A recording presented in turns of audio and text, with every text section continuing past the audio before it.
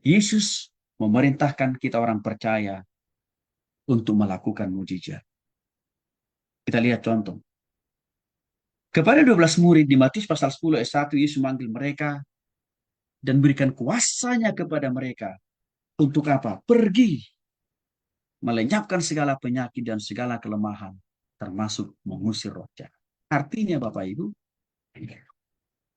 kita itu pun juga bisa diperlengkapi Tuhan, diberikan kuasa oleh Tuhan. Asal kita mau menjadi murid Tuhan. Prosedurnya gimana? Sungguh-sungguh bertobat dan berubah dan bertumbuh dewasa.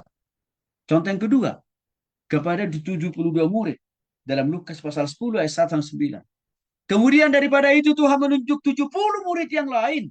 Lalu mengutus mereka berdua-dua mendahulunya ke setiap kota dan tempat yang hendak dikunjunginya. Dan sembuhkanlah orang yang sakit yang ada di situ dan katakanlah kepada mereka kerajaan Allah sudah dekat. Nah, murid yang sudah bertobat total, terima Yesus, bertumbuh dan berubah, diberikan kuasa untuk melakukan mujizat Bapak. Bahkan orang percaya. Ini bukan pendeta Bapak, boro-boro penginjil. Bahkan juga mungkin bukan STH, SPD, MTH, MPD, bahkan dokter. Bukan. Markus 16 ayat 15 sampai 18. Lalu ia berkata kepada mereka, pergilah ke seluruh dunia, jadi kepada segala makhluk. Tanda ini akan menyertai orang-orang percaya. Mereka akan meletakkan tangannya atas orang sakit dan orang itu akan sembuh.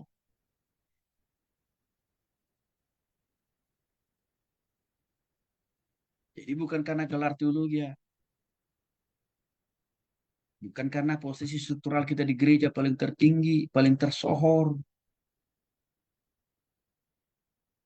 Kuasa mujizat Tuhan bisa bekerja mengalir dalam diri kita. Bukan.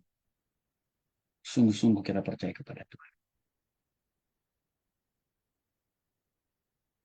Oke? Saya singgung ciri-ciri mujizat palsu.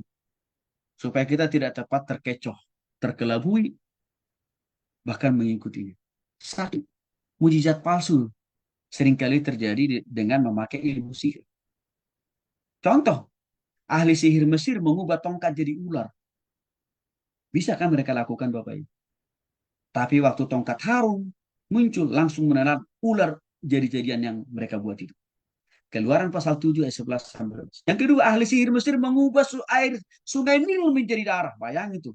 Dukun Bapak Ibu bisa melakukan hal yang spektakuler. Seperti ahli sihir Mesir mengubah air sungai Nil menjadi darah. Keluaran 7 ayat 20 sampai 12. Tapi itu adalah palsu. Gak lama kemudian berubah. Normal lagi kembali air sungai Nil itu. Contoh ketiga, ahli sihir Mesir menjadikan kata dari air.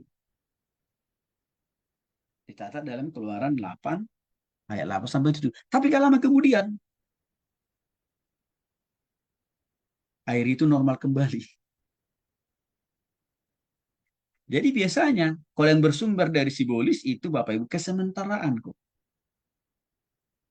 Yang keempat, tukang sihir Simon mengadakan tanda ajaib di Samaria. Karena dikira dia mempunyai kuasa Allah yang terkenal sebagai kuasa besar. Padahal pakai kuasa simbolis. Maka nggak aneh Bapak Ibu. Ada oknum-oknum hamba Tuhan. Ngaku pendeta lah, pastor lah, penginjil lah. Bisa melakukan mujizat, tapi memakai kekuatan simbolis. Lewat apa? Perdukunan. Nggak ada. Buktinya di Matius pasal 7 sudah saya singgung tadi, ada 22 sampai 23 itu Bapak Ibu.